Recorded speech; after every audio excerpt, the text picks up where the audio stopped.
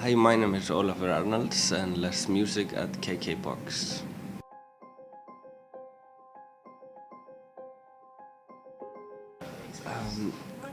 I remember the last show we did here was really fun. We played the same venue actually. It was in 2010.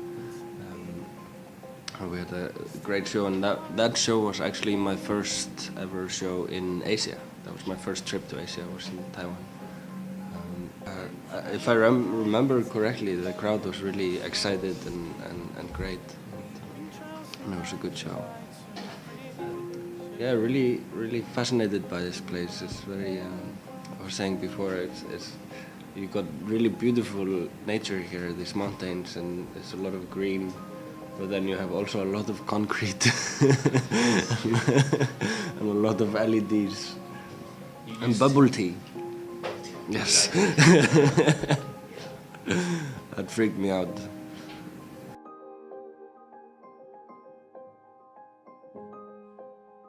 Well, I listen to a lot of different kinds of music, and not only these two styles, but also electronic music and pop music and everything else. And I think just when you listen to all these different types of music, you will also start making all these different kinds of music, because what you make is just always the result of your influences. So if I'm influenced by punk and also classical music, then it feels natural to me to just make both.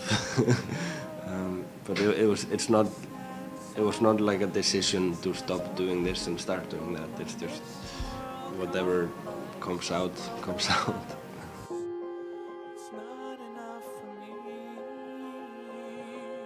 No, not necessarily. I mean, I was not only doing that. I was playing drums, but I was also playing piano, at the same time. But yeah, when I was younger, I was more planning to be a drummer. Yeah.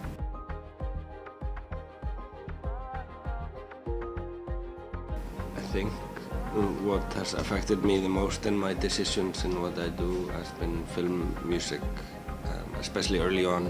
When I first started getting into piano music and classical music, it was because of film music. But then later I started getting more interested in just classical music in general. So I was listening to Chopin, and I studied a lot of Bach studies. But in the end, anything you ever listen to is always somehow digging into your brain and affecting what you write.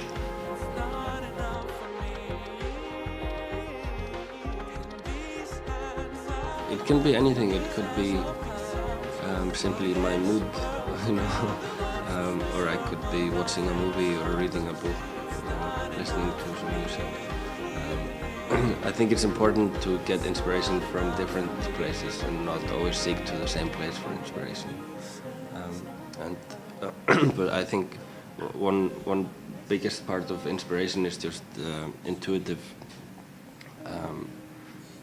like physical things, like sitting down on a piano and you press a note, and when you hear that note, that's your inspiration. You can just do anything, and that can inspire you or affect the decisions that you make.